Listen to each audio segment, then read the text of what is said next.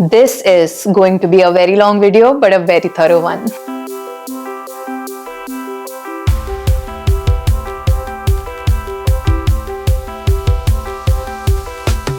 In fact, I'm going to make a separate video on how I got my visa approved after 2 Schengen rejections. In fact, right now I have a 6 months long Schengen visa from France. And I traveled in Iceland for a month, and right now I'm shooting this video in Norway. Let me take this in. So yes, I got my visa approved from France, not from Iceland. You can travel to Iceland if you have a Schengen visa from any other country, from any other embassy.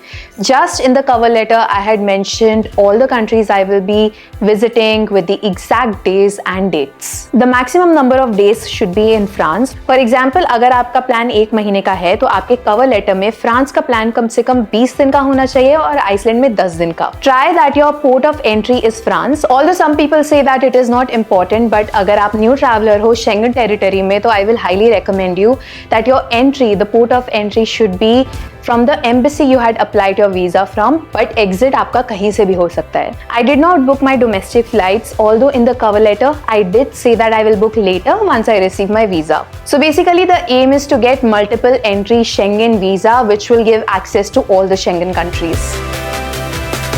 So the best is to first reach Paris and then fly to Iceland, and the prices are so ridiculously good. इतना तो मैं Delhi to Mumbai की flight के लिए देती हूँ. 8K from Paris to Reykjavik, including check-in baggage, is an extremely good deal. But keep in mind, in Europe, 90% of the time you would have to buy both check-in and cabin baggage allowance. So usually I have suitcase or a backpack as my check-in bag, and Iceland is a very suitcase friendly country, so you will have no problem at all. For cabin baggage allowance, I have a suitcase, a small cabin suitcase, and a backpack which has all my camera gear, because you are allowed to carry a personal item as well in European flights. Iceland is known as the land of ice and fire. It is a relatively large island in the middle of the North Atlantic Ocean with Reykjavik as its capital. Almost 2/3 of the inhabitants live in the capital area, and the rest of the population is spread around the long coastline, mostly in fishing villages and farmland regions. Akureyri in North Iceland is the largest town outside the southwestern region. But for our travel purpose, let's split our journey into 3: Ring Road 1, Ring Road 2, and Highlands. People usually target Ring Road 1 to travel and keep some extra days to explore the Highlands and plan a separate trip to explore the Ring Road 2. Now our accommodation was our home on wheels, our beautiful van from Happy Campers. They have 200 plus campervans of various sizes and capacities. There's definitely a space readjustment to get used to, but the freedom is addictive. We cooked, slept, worked, ate, chilled, and drove all at once and stopped wherever we pleased. You can pick your camper van from 8 AM to 4 PM, and they have free shuttle from the airport. So अगर आप इस बीच कभी land कर रहे हो, it is very easy to just take the free shuttle, pick up your camper van, and head straight to Reykjavik instead of spending money on a bus या accommodation. But if you are landing outside their working hours, then you would have to book an Airbnb like we did. This is the list of all the accommodations we stayed at. इसके सारे links मैं नीचे description में दे रही हूँ. And to reach all these Airbnbs, you can take fly bus from the airport to reach the bus stop closer to your Airbnb. But talking about campgrounds, it is illegal to spend the night in tents or campervans outside the designated campgrounds. Plan your stops in advance and use designated campsites which offer various amenities. And the best part about Happy Campers is that they have a QR code inside the van which you can use to find campgrounds close to the location you're planning to go. Usually campgrounds cost as low as 900 rupees, and they have so many facilities like showers, laundry, kitchen, cute cafes, water filling stations, and you can just relax and sleep over here. So if you're planning to explore the Ring Road, any type of campervan will work for you. But if you're planning to explore the Highlands or go on some F road, then ensure you have a 4x4 because it is illegal to drive otherwise on those roads. But if you're not a pro 4x4 driver, then you can instead go with a tour, which we did. But I will talk more about this in the later section of the video. Most campsites are open from May to September with very few open year-round. While it is possible to plan a winter campervan trip, be aware that winter camping isn't for the faint of heart. Coming to the documents, these are the documents you will need. You do not need an international driving permit. Indian driving license works and a credit card for insurance purposes. Now Radhika, which is the right season? June to September is actually the best time according to me because it is relatively less cold. Yes, Iceland is still cold in summers. The days are long and the sun only sets for a few hours. Although plan after June 15th as Highlands open after then. On June 22nd, you can also experience the summer solstice, which is basically the longest day on earth. Towards the end of June and July, you can see lupines. In August, a lot of greenery and some darkness. Since we were exploring Iceland in June when the sun was not setting, I think we experienced an extreme level of jet lag and we had so much trouble sleeping. Winter is harsh, but yes, you can see northern lights, an extremely crazy side of Iceland with snow on the beach and mountains in the backdrop. Google Maps is your best friend. You can basically find the route easily on it. Although a side note, if you're planning to travel by bus, you will need to have cash. Although Iceland is card friendly, everywhere you have to give card is very much acceptable except for buses, so ensure that you have little bit cash in hand just for the buses. To travel to and fro from the airport, flybus is the best way. They have bus terminal right here where you can reach and travel to the airport. Please, if you're traveling in Iceland, make sure all these apps are on your fingertips, because we made such a big mistake of traveling an itinerary to Iceland without these apps, and we had so many problems, so many hiccups, so many plans got cancelled. So all these apps are very essential. Wow, I did not realize this is blinking behind me. Otherwise, if I look at it like this, it is not blinking. So Road.is is actually the best website to let you know of any road closures.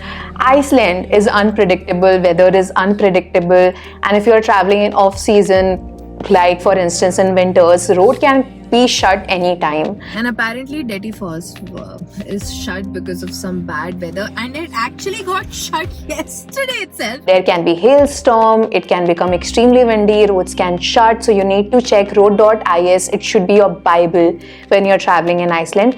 Apart from that, our favorite website was Vedur.is, which we discovered much later, because that website will let you know what the weather is like in the entire country. It is so incredible. If a region is marked in green, that means it is raining. I will highly recommend and suggest you to drop the plan or change the plan if you are seeing greens. If it is yellow, then you can still survive. It is raining but very slightly, and if it is white, that means you are in luck. Although as vegetarian, the best is actually to buy from supermarkets if you are not in Reykjavik, because outside Reykjavik it gets really problematic to get veg food. So we bought so many things from supermarket. We bought frozen falafel, so many fruits, eggs, bread, cheese, milk for our coffee. But there's another hack that I want to share it with you guys, which is the dryam. Dryam was actually our best friend that we carried with us from India, which is easy to cook. Instructions are given behind the packet. We were having rajma chawal, dal, chole chawal, bhindi. This is the website from where you can place the order. Wow, I found another corner that I like. So yes, we flew drone in Iceland. It was very simple. कोई भी हमने register या licence या permission नहीं लिया था. Of course Iceland बहुत ही ज़्यादा विंडी है, तो I did not take my small drone. I took a very big drone जो बहुत स्ट्रॉन्ग विंड कंडीशंस को एक्चुअली बीट कर सकता है, which is Mavic 3 Pro. So it was really sturdy to fly over there. But the issue that I faced was the birds. Birds attack your drone, my drone in Iceland, like some wild animals. They are so territorial. I'm so surprised that Iceland में birds are so violent, because मेरे actually wings उन्होंने तोड़ दिए हैं. So I ordered this and this from Iceland, and if your order is more than ISK 12,000, then you are eligible for tax refund. But ensure that the store you are buying all these products from, ensure that they are giving you a tax slip, because some of the stores just do not give on their own. You would have to fill your name, address, credit card details on this slip and hand it over at the airport. It would take about 6 weeks for them to release the funds. So Iceland is the safest country in the world. You will not be the victim of any crime here. There's no murder, no petty crime. But I'm specifically adding this section because we dodged a robbery. So this happened while we were returning from West Fjords. And we had rented a car for 2 days to drive from Reykjavik to West Fjords. This car was not from Happy Campers. It was rented from Aurora rental, and the car was severely damaged. The doors were not locking or unlocking with the car key, which ideally you do not check when you're renting the car. And the door that was not working properly was behind the driver's seat. So we ensured to lock it manually from inside, so that door used to stay shut forever. We were not unlocking or locking it when we were outdoors because it was manually shut from inside. So when we reached Reykjavik and when we were parking our vehicle, suddenly someone was walking towards us and they were looking at us, because when you park the vehicle, you usually switch on the lights of the car, the interior lights of the car, and when you take out the key, the car automatically unlocks. So he was looking at us, we were looking at him, and I was in the driver's seat. He crossed me, and suddenly we saw, or actually heard, him unlocking the door behind me. And he did it twice. Like once, it was a failed attempt, and then he tried it again. And then he started walking in the same direction from where he was coming from. And I put a little bit of my window down to ask him, "What's up?" To which he said, "Sorry, wrong car." And when he said that, there were 2 people walking towards him. They were in a poncho. He went towards him, said something, and all 3 of them ran away and took a left turn to another street. And then it dawned on us, because sometimes when you're in this situation, you are not able to grasp or understand what is happening. Like, it's so confusing, it is happening so quickly. So we did not really understand what was happening until they ran. Then we realized that, wow, because that car was damaged and because that car's door was malfunctioned, or it was damaged, or it was not unlocking until and unless we unlock it from the inside, that saved us. Maybe otherwise, I don't know, the 3 of us would have ganged up against both of us. They would have stolen our gear, because everything was behind, our laptops, our camera, everything was behind. So yes, that did happen, and I will just say that even if Iceland is considered one of the safest country, please, please, please be careful. Keep your doors locked. It is, although very safe, there are campervan parks, but it is, I think, one of those unfortunate events that happened with us where we got lucky. Just ensure that your presence of mind is on high alert. Okay, so now it's not blinking. But anyway, apart from that unfortunate event, I will still say that your biggest problems in Iceland will be harsh weather and lots of winds, because Iceland can get very windy. So please ensure you have poncho, you are properly layered, you have wind cheater, you have rain gear, because I did not have waterproof pants, which caused so much problem because the water started dripping inside my shoes and everything got wet. I was drenched, and the rain and wind combination in Iceland is not good. The rain does not fall like this or in one direction. It can come from any direction, so you have to be safe. If you have any emergency, dial 112. That is your best friend, and have good travel insurance, because Sharu had a back problem and the consultation charges in Iceland is like sky high. It's too much to absorb. So if you have travel insurance, you will be able to claim once you're back in India. A new location, because light is going. I've been shooting since morning. Proper light. So how to layer, I'm going to make a separate detailed video, but To give you a quick gist of it, you should ensure that you have 4 layers always with you. In summers as well as in winters. Of course, in winters you might have to go up to 6, but in summers you should at least have 4 layers. It starts with this base layer, which is a thermal.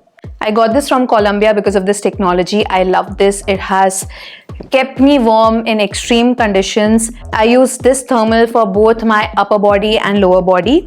Next is having a t-shirt or a sweater. I have this simple t-shirt because I don't like the color of thermals generally. This is again from Colombia and it is extremely nice, comfortable and dries very quickly. The third layer should be your fleece. I got this actually from Iceland, but you can again get fleece from either Decathlon or from Colombia. This is extremely important because it locks in your body temperature, your body heat. And last but not the least is this jacket. I can't even tell you guys how important this jacket is. I got this from Decathlon and I love this jacket so much, except for the color. I don't like the color, but I love this jacket so much because it has fleece line. But that is not it. This is waterproof, not water resistant, but waterproof, which I really love. And it is wind cheater. It is windproof, so I extremely love this jacket. It has kept me warm even in Greenland, so I will highly recommend it. Now coming to money saving tips. Number 1 is Campervan. I can emphasize on this point so much that Campervan can save your Iceland travel costs so much because you do not have to spend any money on eating out, on accommodation. You just need to take Campervan, rent it out and fill petrol. You can get food from India or you can buy food from supermarkets, and it is so cost effective because staying in campgrounds is super cheap. Otherwise, you will end up spending at least 20,000 INR for an Airbnb, for a good Airbnb. Next is bring a water bottle because Iceland's water is so yum, it's so fresh. You do not need to buy water from any store, you do not need to buy water from cafes. You can just go and ask them if you can refill your water bottle. You can actually refill your water bottle from a toilet as well. Yes, it might sound a little icky because we Indians don't do that, but you can actually do that because it's really fresh. Third is camping. Of course, campgrounds. If you are renting a camper van, then please stay in campgrounds because it is so cost effective. Cook your own food. Again, it goes hand in hand with your camper van. And if you really want to stay in an Airbnb, then I will recommend to stay with a local because the cost will be comparatively cheaper than having your own personal full-fledged rental apartment. So I also have some tips for shopping. Iceland's winter clothes are ridiculously expensive. How much? 99,000 ISK is like almost 50,000 rupees. और ये देख 49,000 ISK 25,000 की है. कोई लेके दे रहा है मुझे ये jacket? Like, don't even go to the store. They are so expensive. The prices do not make sense to me. But there's this store that I found which is Regatta. Their prices were comparatively cheaper, and when we visited the store, they were having some 25% discount running, which made the prices as good as what you get in Decathlon. So that is something you can check it out. Apart from that, there are drone stores. There is a DJI store. So if you really want to buy drone, you can actually get it in Iceland and you can fly around, which is great. There is also another big camera store where you can get SD cards, all sorts of chargers, lenses. So if in case you're running out of any SD cards or you are having any issues with your camera, you can check out that camera store. For SIM card, we did not purchase any SIM card because again, Iceland SIM cards prices are ridiculous. I'm actually using an eSIM from Reason and they are the best. It worked wonderfully. But if you are having Campervan with you, then you do not need that as well because Happy Campers will provide you a Wi-Fi dongle which is unlimited and works wonderfully everywhere. And if you are in a mood to watch a movie, which we did, we watched Deadpool and Wolverine and It Ends With Us, then yes, there is a movie theater. This is the website where you can book your tickets from, and it is an incredible experience to see a movie with Icelanders. So it's dinner time, it's almost 8 p.m. here in Norway, and still there is ample amount of light, which I really love. I hope this video was helpful because I put my heart and soul into it. I traveled in Iceland for a month, and this is all the information that I could put in one vlog, and I think it was something that you can use as a guide and you do not have to rely on any other video, because I think I've covered every possible topic that I can, and every possible knowledge that I have poured in this video. So if this was helpful, please like, share, comment, subscribe for the algorithm, and I'll see you in the next video. Until then, bye bye and take care.